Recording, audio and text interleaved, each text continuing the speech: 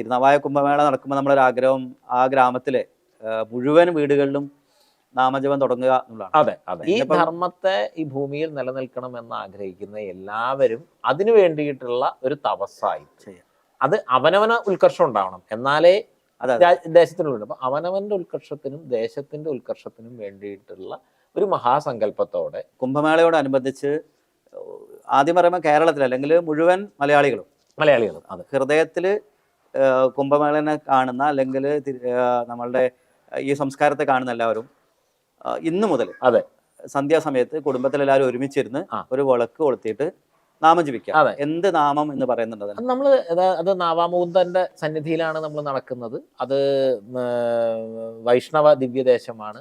അതുകൊണ്ട് നമ്മൾ ആ കുംഭമേളയിൽ നമ്മൾ എടുക്കുന്ന പ്രധാനപ്പെട്ട സമയം, അതായത് ജനുവരി 18 തൊട്ട് ഫെബ്രുവരി 3 വരെയുള്ള സമയം അവിടെ നവകോടി നാരായണ അർച്ചന അവിടെ വന്നു ചേരുന്ന എല്ലാവരും ചേർന്ന് അഖണ്ഡമായിട്ട് നടത്തുന്നുണ്ട്. അപ്പൊ അതിന്റെ ഭാഗമായിട്ട് അഷ്ടാക്ഷരി തന്നെ ഓം നമോ നാരായണായ എന്ന മന്ത്രം തന്നെ എല്ലാ വീടുകളിലും ഈ ഒരു സങ്കല്പത്തോടു കൂടി അത് ഇന്ന് തൊട്ട് തുടങ്ങുന്നുണ്ടെങ്കിൽ ഇന്ന് തൊട്ട് ഏറ്റവും ചുരുങ്ങിയത് മാഘം തുടങ്ങുന്ന ജനുവരി 3 തൊട്ട് ഫെബ്രുവരി 15 ശിവരാത്രിയിൽ അത് സമാപിക്കുന്ന സമയം വരെ എന്നുള്ളതിലേക്കാണ് നമ്മളതൊരു അതിന്റെ ഒരു പ്രാർത്ഥനയിലേക്ക് എല്ലാവരും ഉൾച്ചേരുന്നതിന് വേണ്ടിയിട്ട് അഭ്യർത്ഥിക്കുന്നത്.